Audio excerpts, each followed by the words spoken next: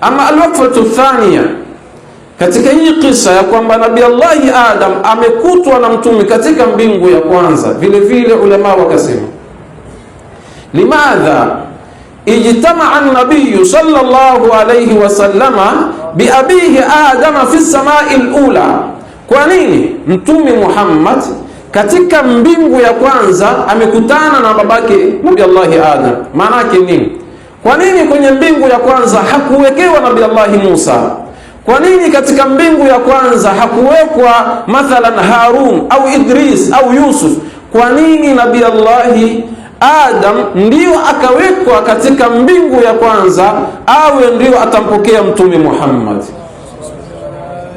Wakasema, idha kana hunaka ikhwatuka wa abuka fi baladin ba'idin, wanasema ikiwa babako au mandugu zako wako mbali na wewe, bimaana tuseme babako labda na familia yako, mandugu zako wanaishi Yaman, wanaishi mfano London au Misri au wapi, na wewe tuseme uko mbali na wao.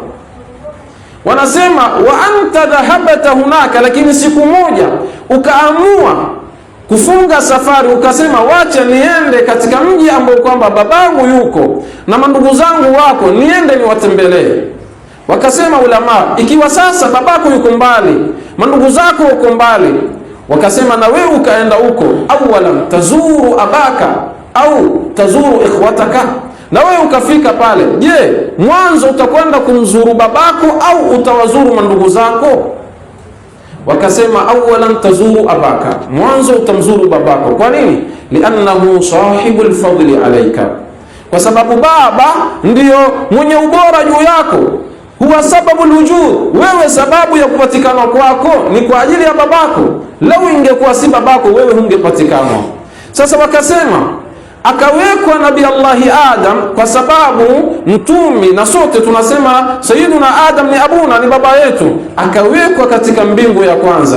Ikawa wanasema fanasaba iltiqa'u nabii sallallahu alayhi wasallama bi abihi Adama fi samai al-ula, ikanasibiana mtume katika mbingu ya kwanza akutane na babake. Kwa nini? Wanasema li'annahu awwalu makhluqin wa li'annahu awwalu abin wa li'annahu awwalu nabiyyin. Wakasema kwamba mtume akakutana na Nabii Allahi Adam katika mbingu ya kwanza. Kwa nini? Kwa sababu Nabii Allahi Adam ndiyo kiumbe wa kwanza alioumbwa na Mola Subhanahu wa Ta'ala. Na wakasema wa li'annahu awwalu abin, abul bashari al-awwal, baba wa kwanza katika alotuzaa sote ni Nabii Allahi Adam. Na wakasema nabii wa kwanza kabla nabii yoyote ni Nabii Allahi Adam. Ikawa sasa ni lazima mtume Muhammad sallallahu wasallama wa baraka alayhi katika mbingu ya kwanza awekewe Nabii Allahi Adam kabla hajamzuru Nabii Allahi Isa, kwanza amzuru babake ambaye kwamba ni Nabii Allahi Adam.